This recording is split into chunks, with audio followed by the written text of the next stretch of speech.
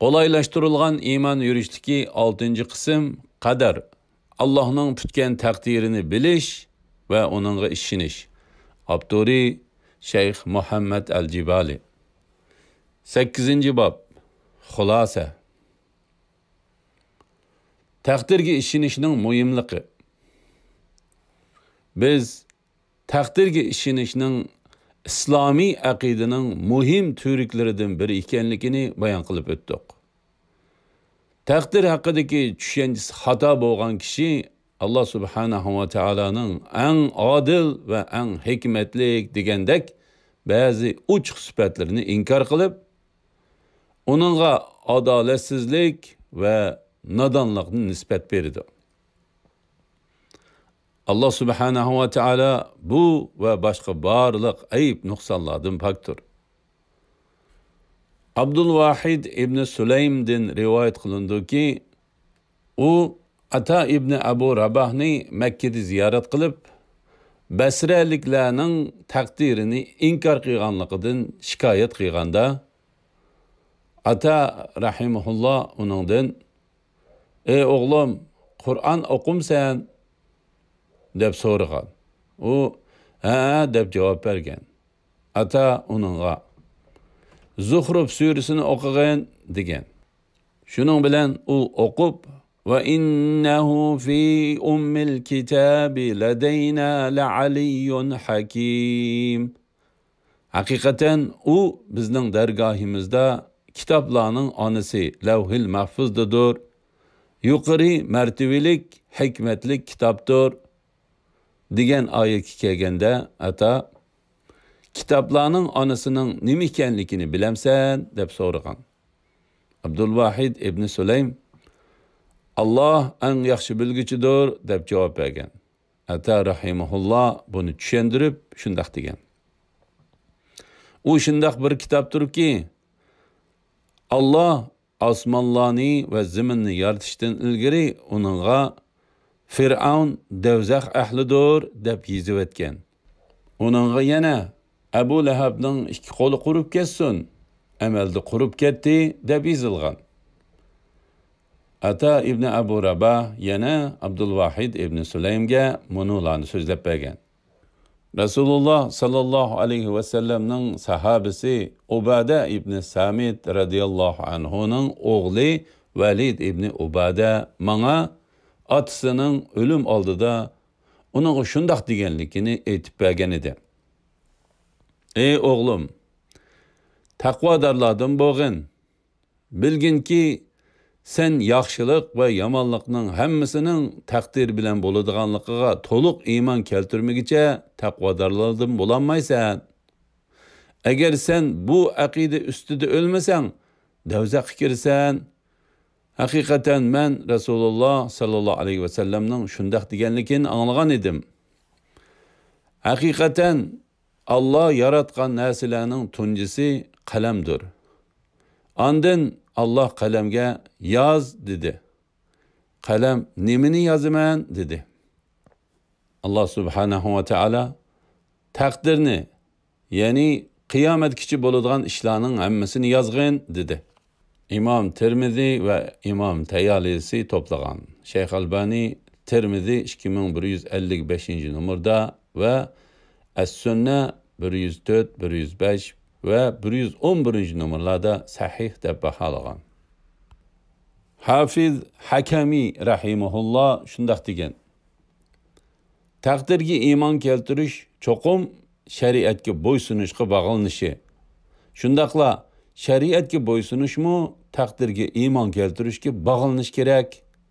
Bu ikkisining bir-biridan ayrilishi mumkin emas.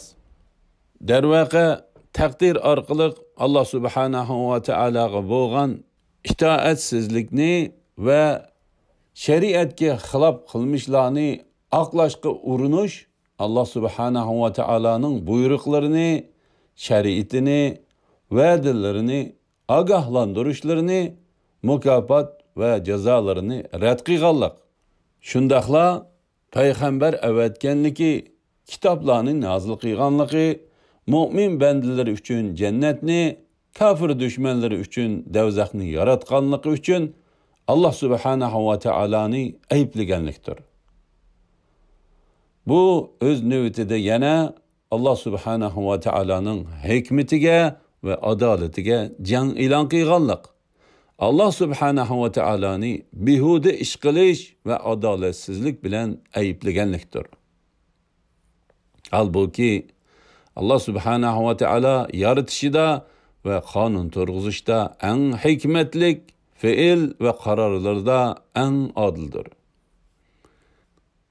Yana bir tarafdan kishilarning qilmishlari yaratquchi Allah subhanahu ve ta'alaning qudrati doirasida emas. Ular Allah subhanahu ve ta'aladan mustaqil ve unuga muhtoj emas deyish orqali shariatni e'tirof qilib turib, taqdirni inkor qilish, Allah subhanahu ve ta'alaning Rabligini, hukmronligini inkor qilganlik, Allah subhanahu ve ta'alani ojiz deb qaraganlik, Allah subhanahu ve ta'ala yaratishga yoki qayta yaratishga qodir emas, yoki u bizga har qanday shaklda yordam qila olmaydi degandek ilahiylikqa yarashmaydigan arzimas ve layoqatsiz sifatlarni Allah subhanahu ve ta'alaga nisbat berganlikdir. Halbuki bizning Rabbimiz bu kafir, inkarchi ve haddidan oshgan insonlarning sifatlaganlaridan yüksek derecede oliy ve üstündür. Şu vəcidən mayli yaxşılıq, mayli yamanlıq cəhətdə bolsun, təqdir haqqidagi to'g'ri aqida tavhidga ching bog'langan bo'ladi. Shundaqla taqdirdagi yaxshilikqa opiradigan amallarni qilib, uningdagi yomonliklardan saqlanish. Bu jihatda Alloh subhanahu va taolodan yordam tilgan asosda shariatga ching bog'langan bo'ladi. Ma'arijul Qubul 3-jilda 1121-1122 batlar. Yig'ib aytganda, birov taqdir haqida to'g'ri aqidaga ega bo'lmaguncha haqiqiy mu'min bo'lolmaydi. Shundaqla birovning taqdir haqidagi aqidasi uning Allah subhanahu va taolaning shariatiga bo'ysunishiga turtki bo'lolmasa, u haqiqiy musulmon bo'lolmaydi. Taqdir haqidagi to'g'ri aqidaning qisqacha mazmuni. Taqdir haqidagi to'g'ri aqida shundoq bo'ladi. Birinchi, Allah subhanahu va taolo barliq shaylarning yaratquchisidir. Allah subhanahu va taoloning yaratishi uning irodasiga ergishib keladi. Ikkinchi, Allah subhanahu va taolo yaratgan har qanday shay'i Allah subhanahu ve ta'alaning azali ve ebedi ilmiga uygundur. Shundaqla u lavhil mahfuzga putilginidek bo'ladi. Üçüncü, Allah subhanahu ve ta'ala mahluqatlarning shundaqla ularning sifatlarining ve qilmishlarining yaratquchisidir.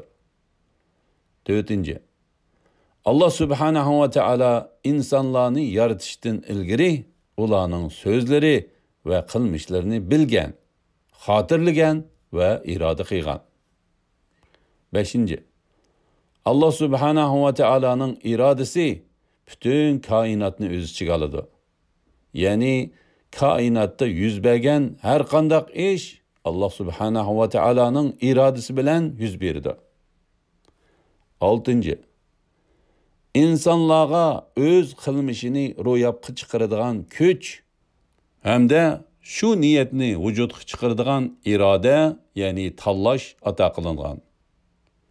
Ular shu iroda sabablik o'z qilmishlarining haqiqiy faillaridir. Shunga ular o'z qilmishi sabablik mukofotlanadi va maqtaladi yoki jazolanadi va ayblanadi. 7. Qilmish, ya'ni fe'lni insonga nisbat berish, uning yaratilishini Allah subhanahu ve ta'alaga nisbat berishga zid emas. Chunki Allah subhanahu ve ta'ala ashu qilmishning vujudga chiqishidagi barcha sabablarning adoqi yaratquchisidir. taqdirga iymon keltirishning foydalari. Taqdir haqida to'g'ri aqidaga ega bo'lishning musulmonlarga shaxsiy va ummat nuqtasidan intayin ko'p va muhim foydalari bor. Tövəndə biz şulardan bəzilərini bayan qılımız. Birinci, imanın mükəmməlləşişi. Təqdir, imanın türüklərindən biri boğanlığı üçün, birovning təqdir haqqidagi aqidasi to'g'rilanmaguncha, uning iymoni to'g'ri va komil bo'lmaydi. Buningdan sirt, taqdir yana Allah subhanahu va taolaning maxluqotlari ustidagi hukmronligi va kontrolligining ochiq namoyandasi bo'lg'achqa, birovning taqdir haqidagi aqidasi to'g'rilanmaguncha, Allah subhanahu va taolaning Robligi haqidagi iymoni to'g'ri va komil bo'lmaydi. Ikkinchi, shirkdan amin bo'lish. Nurg'un kishilar Allah subhanahu va taolaga yomonlikni nisbat berishdan saqlanish uchun xato aqidalarni paydo qilib olishgan. Biz ilgirki mazmunlarda kafirlarning va izib ketgan ba'zi musulmonlarning Allah subhanahu va taolo biz bu dunyoda shahid bo'lgan yomonliklarning yaratquchisi emas deydiganligini bayon qilgan edik. Bu oshkor shirk qilmishi ularning taqdir to'g'risidagi botil aqidasidan manbalangan. Biz Allah subhanahu va taoloning bu dunyodagi barcha shaylarning yagona yaratquchisi ekanligini e'tirof qilmoqcha, Allah subhanahu va taologa bo'lgan iymonimiz komil bo'lmaydi. Allah subhanahu va taolo nimani iroda qilsa, shu ish yuz beradi. Allah subhanahu va taolo iroda qilmagan har qanday ish yuz bermaydi. Taqdir haqidagi to'g'ri aqida shirk bilan tavhidni ayiradigan fasildir. Uchinchi, Allah subhanahu va taologa haqiqiy tavakkul qilish. Taqdir haqidagi to'g'ri tushuncha Allah subhanahu va taologa haqiqiy tavakkul qilishga turtki bo'ladi. Allah subhanahu va taolo vositalar va sabablarning yaratquchisi bo'lganligi uchun biz Allah subhanahu va taolo yaratgan sabablarga emas, balki Allah subhanahu va taoloning o'ziga ishonishimiz kerak. Chunki sabablarning hammasi Allah subhanahu va taoloning hukmiga bog'liqdir.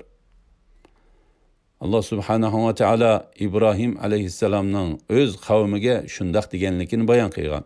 Tarjimasi: Haqiqatan ular, ya'ni sizlarning cho'qinayotganinglar mening dushmanimdir. Faqat olimlarning Robbi buningdan mustasno. U meni yaratgan, u meni hidoyat qiladi. U meni tamoq bilan ta'minlaydi, ussizlik bilan ta'minlaydi.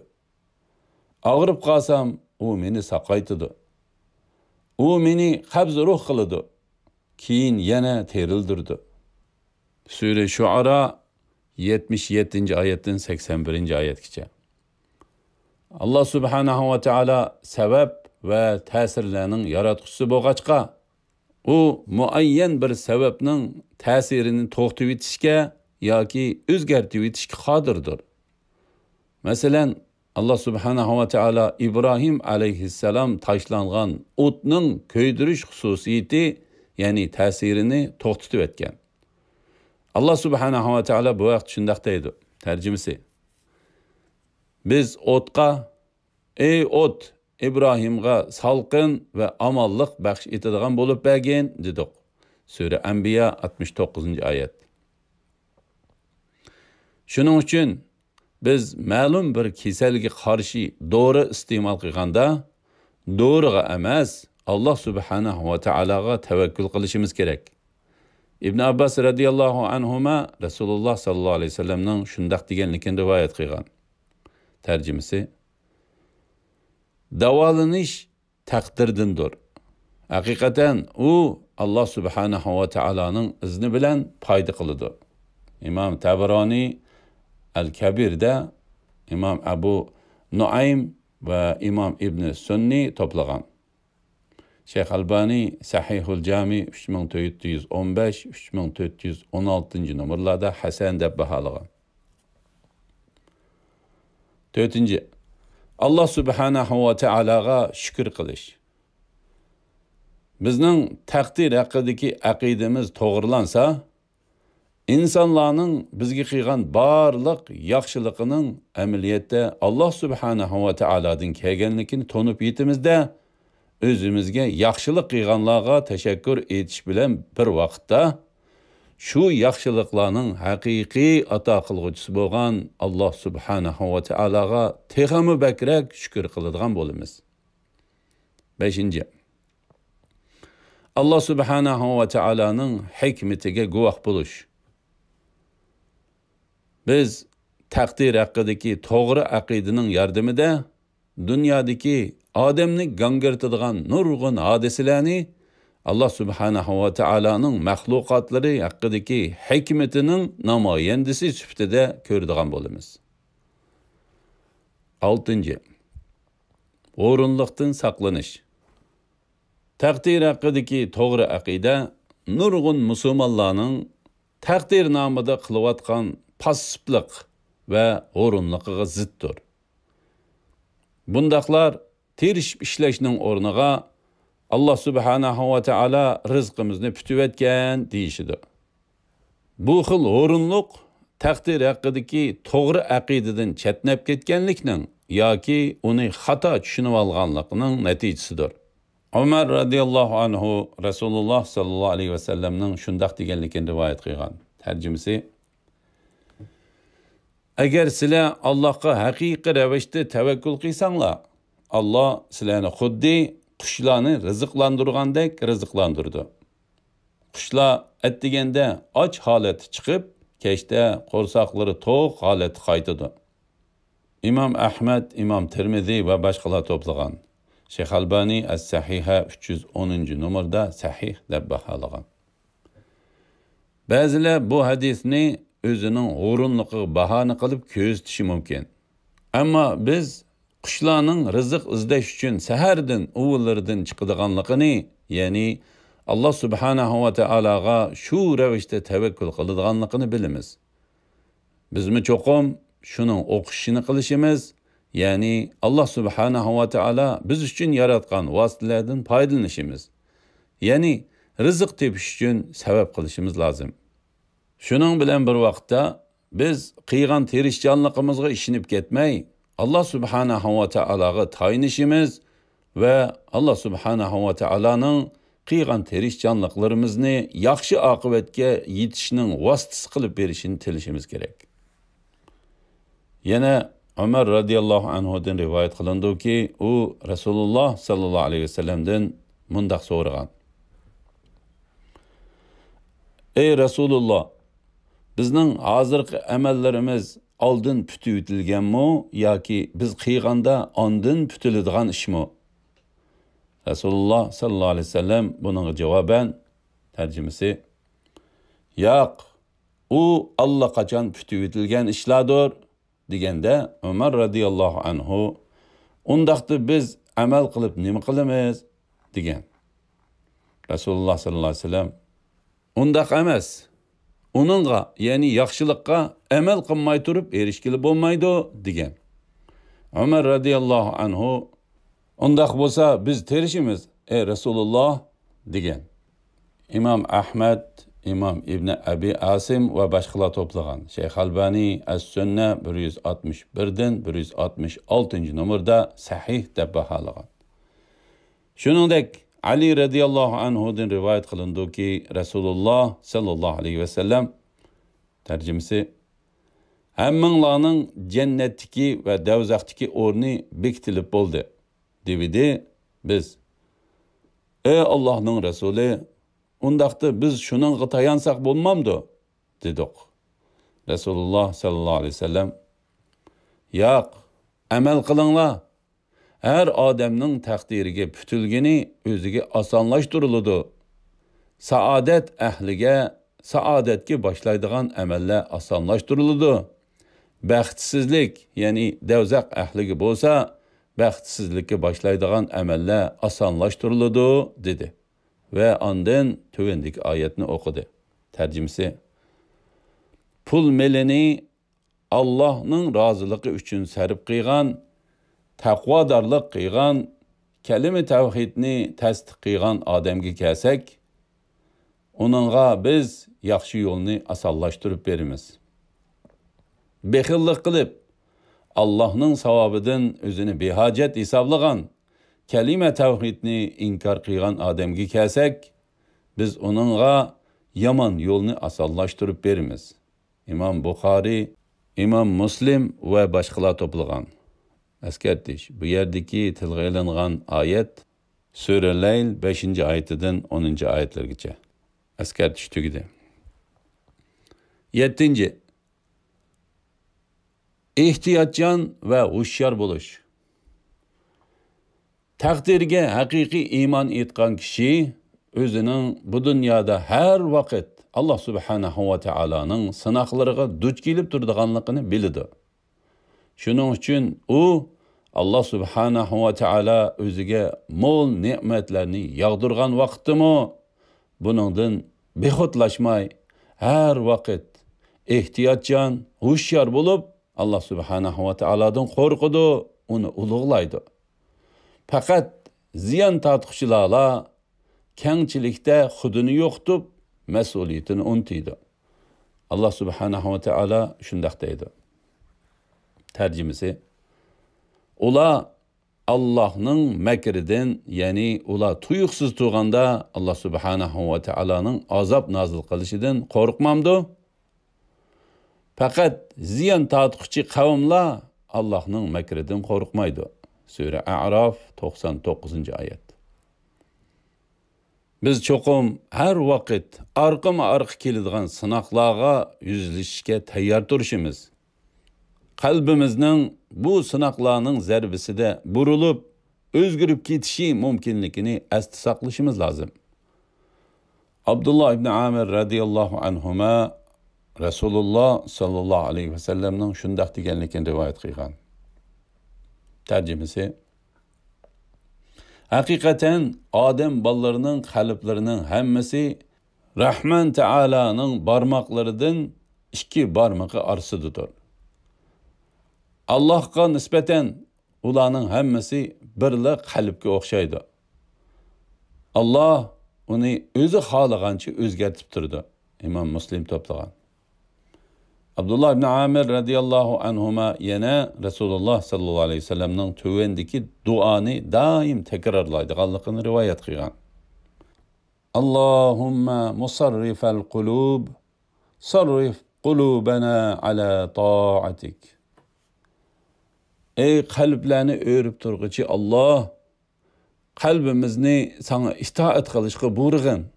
İmam Muslim to'plagan.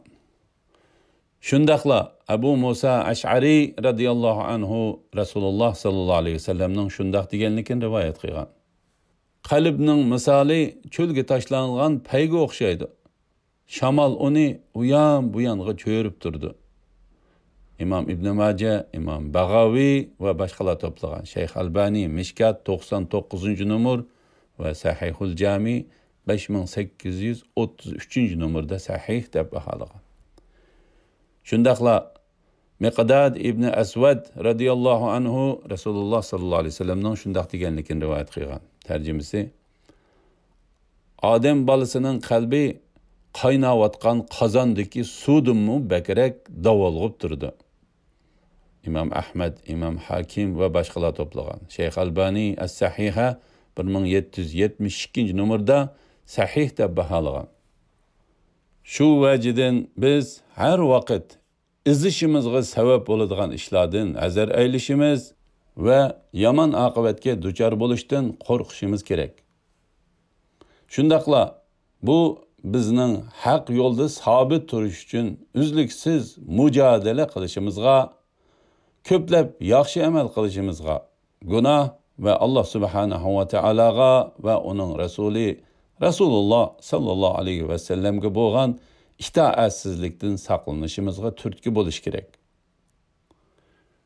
Shuning bilan bir vaqtda qalbimizni yaratquchimiz Alloh subhanahu va taologa bog'lashimiz, uningga iltijo qilishimiz, uning rahmatini umid qilishimiz, uningdan yordam tilashimiz va uning bizni haqqa hidoyat qilishi va haq ustida sabit turg'izishini yelinib tilashimiz kerak. 8. Xavf xatarlarga dodil yuzlanish.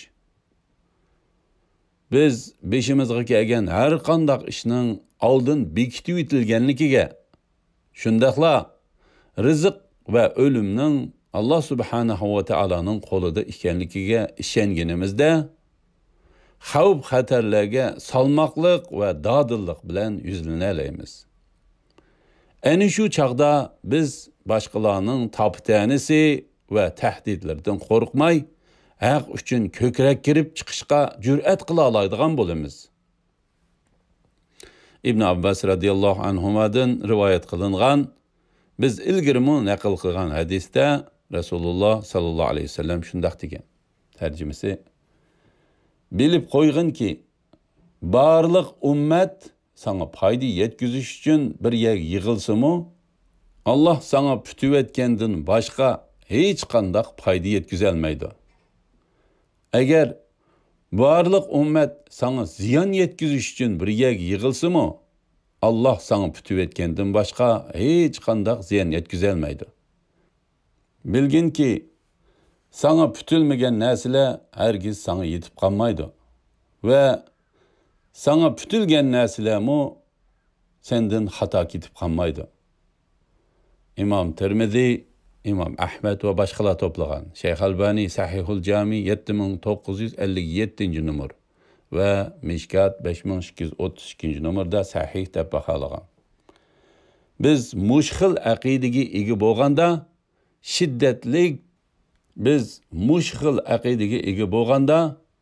shiddatli janggohlarga qo'rqinishdan xoli holda Alloh subhanahu va taolodan shahidlik martabasini umid qilgan holda kiralaymiz. 9. Ma'naviy aminlik va muqimlik.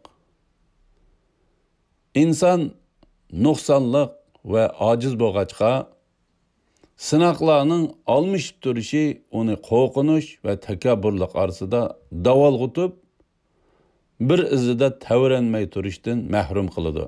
Allah subhanahu wa ta'ala shundoq deydi. Tarjimasi: inson haqiqatan chidamsiz yaratildi. Uningga yo'qsizlik yoki kasallik ya qo'rqinishdek biror ko'ngilsizlik yetgan chaqda zarlang'uchidir. Biror yaxshilik yetgan chaqda bexillik qilg'uchidir. Faqat namozga hamisha rioya qilg'uvchilar buningdan mustasno. Sura Ma'arij 19-oyatdan 22-oyatgacha. Lekin diniy majburiyatlarini sijil va ixlos bilan ado qiladigan taqvodorlar bu xil turaqsiz tabiatdan xolidir. Ularning Allah subhanahu va taoloning taqdirini o'z ichiga olgan iymonning turiklariga bo'lgan haqiqiy ishonchisi ularga tuyg'u va qilmish jihatlardan turaqliqlik ato qiladi. Ular biror yaxshilikqa noil bo'lganda, buning noqul holda o'zining aqli va puxta planining mahsuli emas, balki Allah subhanahu va taoloning shu yaxshilikqa muvaffaq bo'lish yo'llarini osonlashtirganligining sharofati ekanligini biladi. Shuning uchun ular yaxshilikqa erishganda hakavorlashib, xudini yo'qotishning o'rniga shu yaxshilikni o'zlariga ato qilgan Alloh subhanahu va taologa itoat va shukr qiladi. Yana bir jihatda, agar ular biror mushkulat yoki ofatga duchor bo'lsa, o'zlarini shu qiyinchilikdan qutuldirishi uchun Alloh subhanahu va taologa yuzlanadi. Allah subhanahu wa ta'ala shundoq deydi. Tarjimasi: sizlar bahriman bo'layotgan ne'matlarning hammasini Alloh bergan. Sizlarga bir ig'irchilik yetsa, Allohga yolvorib duo qilasizlar.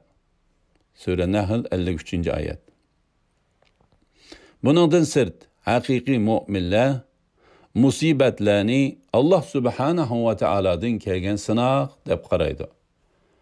Buningdan cho'chish yoki Alloh subhanahu va taoloning rahmatidan umidsizlanib ketishning o'rniga ularning qalblari rozimanlik va xotirjamlik to'lgan bo'ladi.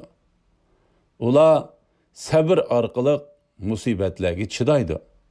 Shundaqla Allah subhanahu va taologa rozimanlik va umid bilan itoat qiladi. Ya'ni ular Allah subhanahu va taoloning hukmiga rozi bo'ladi va uningdan savob umid qiladi. Allah subhanahu va taolo shundaq deydi. Tarjimasi: yer yuzidagi barliq hodisalar va o'zinglar uchragan musibatlar biz ularni yaratishdan burun lavhil mahfuzga yozilgan. Bu shubhisizki Allohga osondir.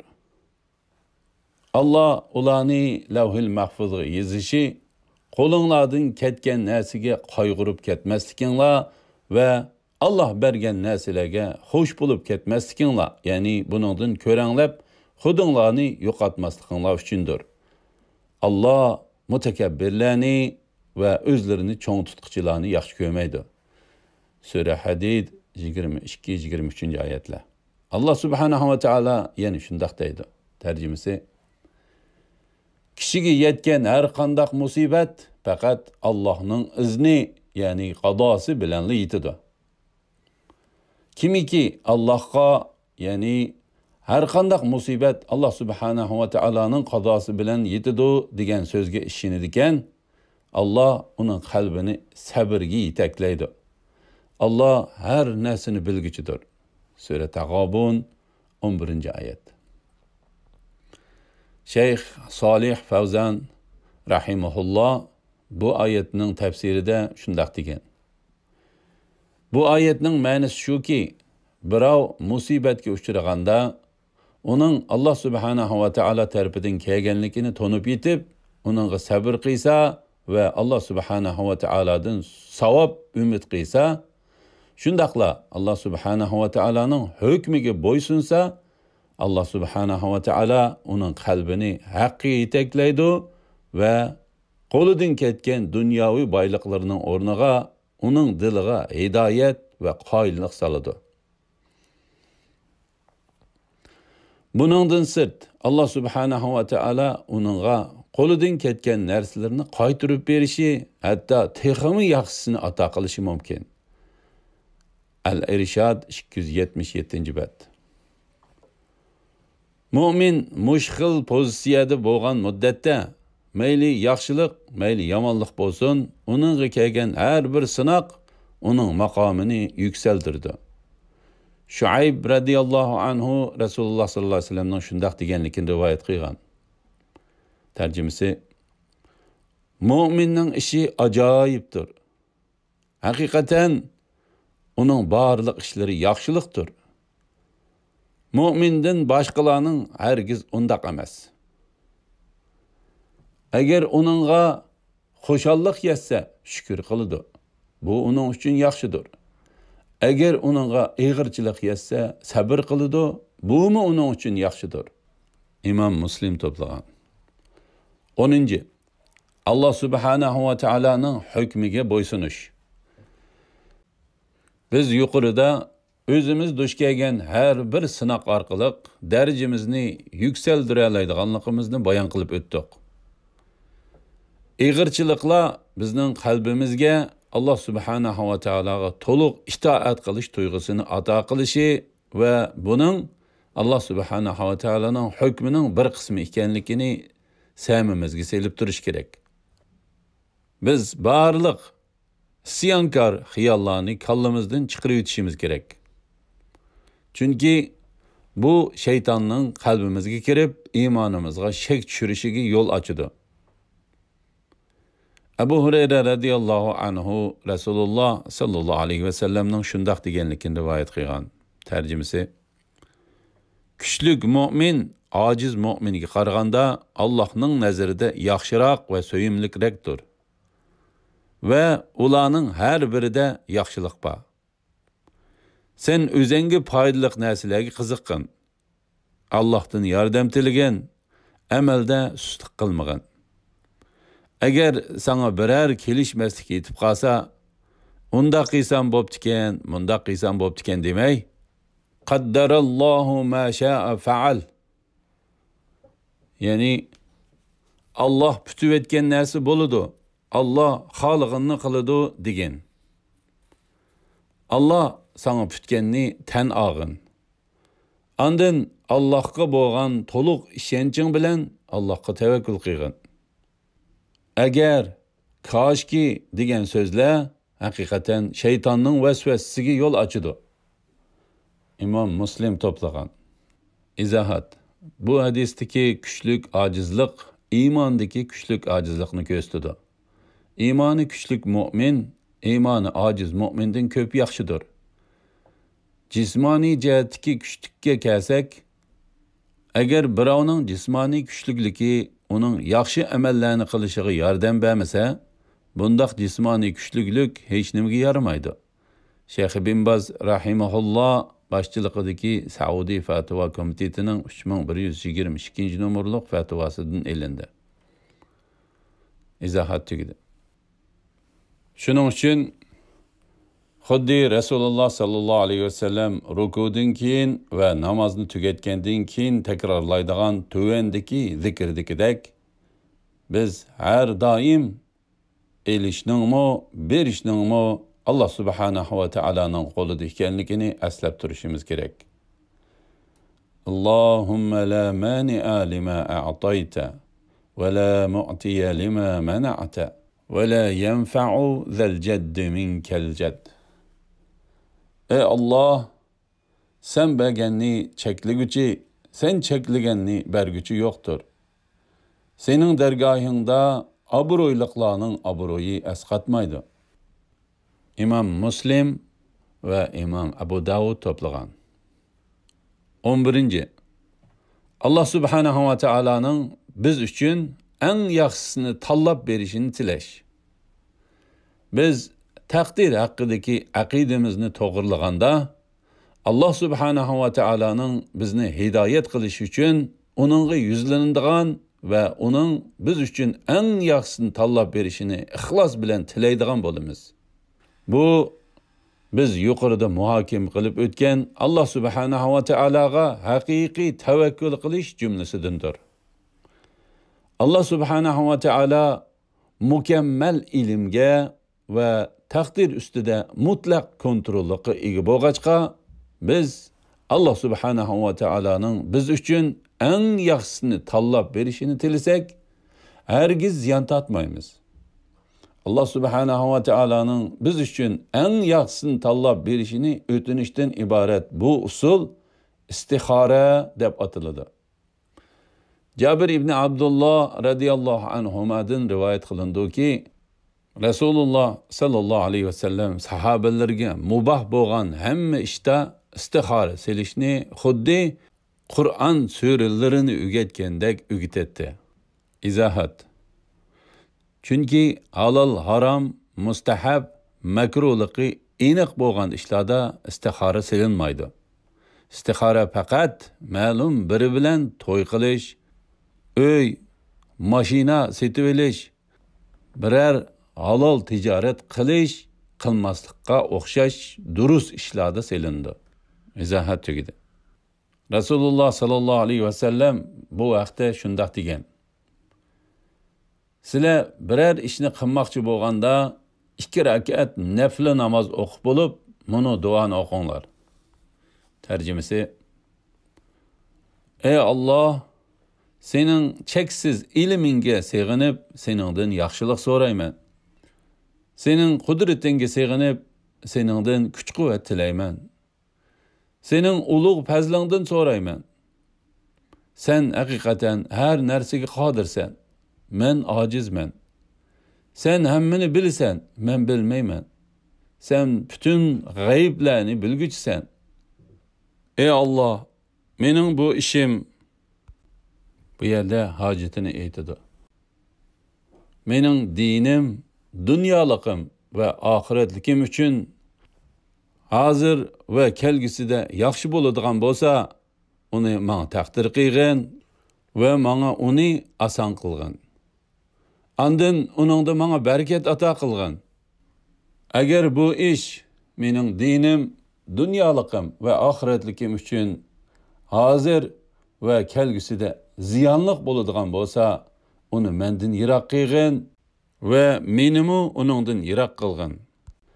Nadili bo'lmasin, manga yaxshilikni nasib qilgan. Andin meni uning bilan mamnun qilgan. İmam Buxoriy va boshqalar to'plagan. Ba'zilar istixora namozini uxlashdan ilgari o'qish kerak. Shunda qilganda uning natijasini tushunib ko'gili bo'ladi deb qaraydi. Ya'ni ba'zilar bo'lsa istixoraning natijasi sifatida insonning qalbida to'g'ri tanlashga bo'lgan moyillik shakllanadi deb qaraydi. Bu ikkili xil qarashning asosi yo'q. Buning aksicha yuqorida bayon qilingan istixora to'g'risidagi bu hadis istixoraning natijasining shu kishining ko'ngli taqqan tanlashning aksicha bo'lishi mumkinligiga dalolat qiladi. Ayni shu sababdan istixora solg'uchi o'zining duosida "Summa raddini bihi" andin meni uning bilan mamnun qilgin deydi. Allah subhanahu va taala bizni o'zi rozi bo'ladigan yo'lga boshlagay. Biz uchun bizga eng foydali narsalarni tanlab bergay. Ayiblarimizni afu qilgay, yaxshi amallarimizni qabul qilgay va bizni eng oliy jannatga kirgizgay. Amin. Va sallallohu ala Muhammad va ala alihi va sahbihi ajma'in. Assalomu alaykum va rahmatullohi va barakatuh.